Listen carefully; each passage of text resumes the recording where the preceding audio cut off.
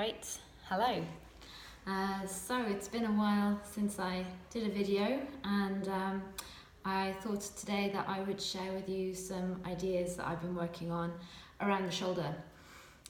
So one of the things that you hear a lot in classes out there is the phrase drop the shoulders down the back, and I have to admit that I also tend to use that phrase sometimes, just because a lot of people kind of hold a lot of tension in the top of the shoulders, and so it's just an easy thing to say, to drop the shoulders away. But actually it's not a very helpful prompt.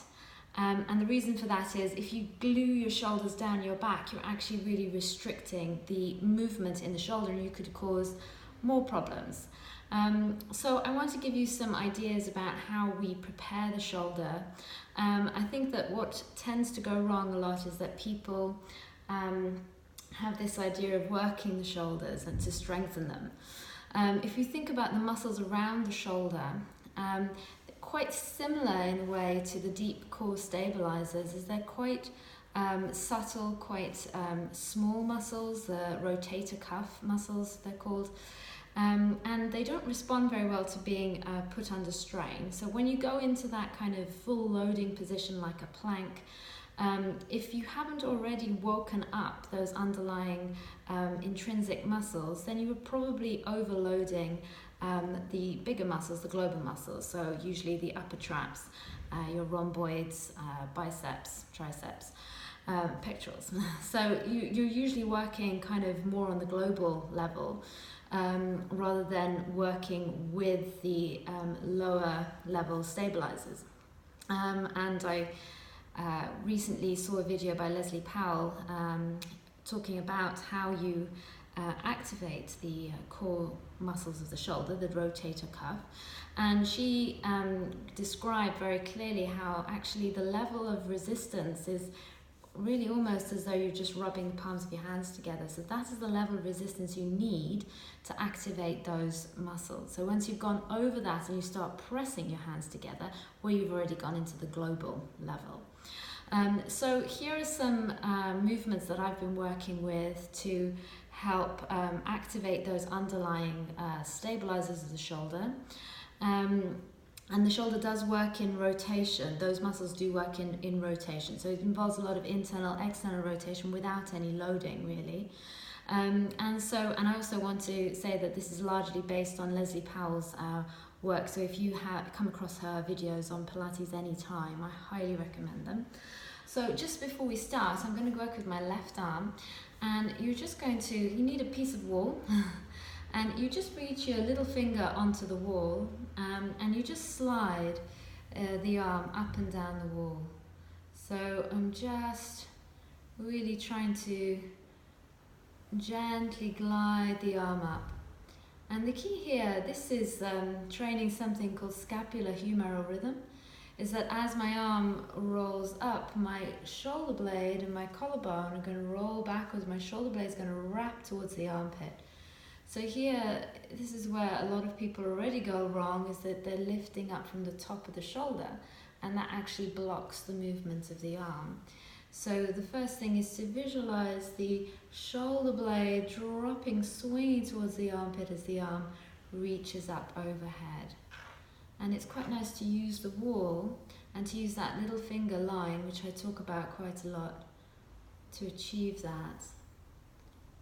Just kind of dropping the collarbone, rolling it backwards, letting the shoulder blade wrap to the armpit. And then you're going to bring your elbow onto the wall, and I'm kind of leaning into the wall, so my feet are a little bit away, they're not directly underneath me. And I'm just going to connect my elbow into the wall, so I'm just reaching that elbow in. And then I'm just going to drop my chest towards my upper arm. I'm going to press into my elbow and push away. So I'm rotating in towards the upper arm and then reaching the elbow into the wall to push away. And it shouldn't feel difficult.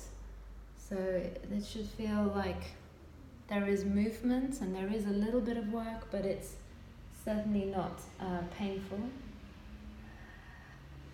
And then I'm just going to face the wall, and I'm just going to let that hand drop down. So I'm taking my upper arm into an internal rotation position, and I'm going to let the hand drop out, going into an external rotation.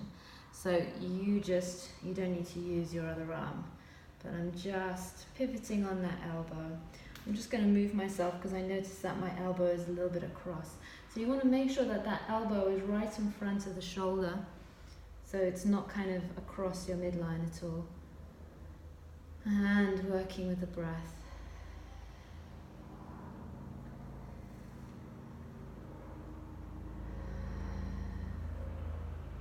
And then I'm going to bring those two movements together.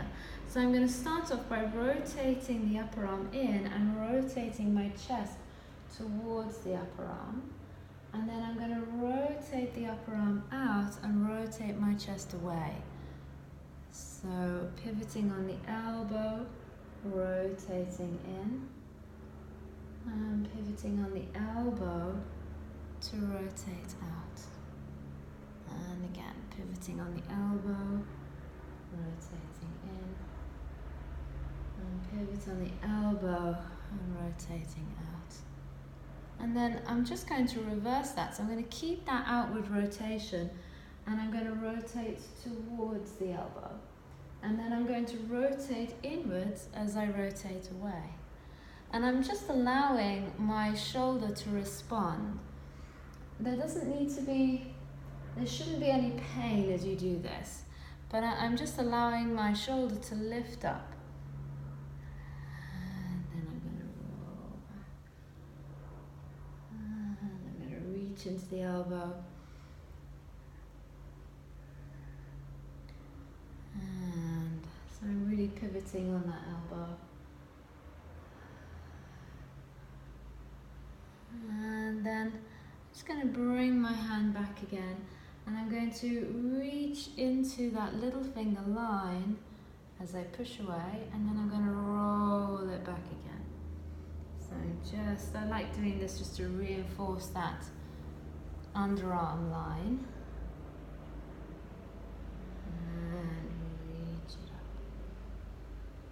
And then drop it back.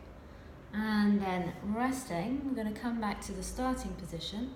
So again, I'm just going to slide my arm up and down. And I don't know if you can see it, but I can certainly feel that that shoulder feels a little more awake.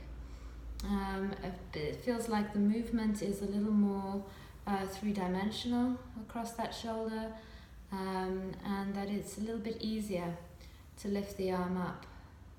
So that's what we're after. Okay, well, have a go. Thank you.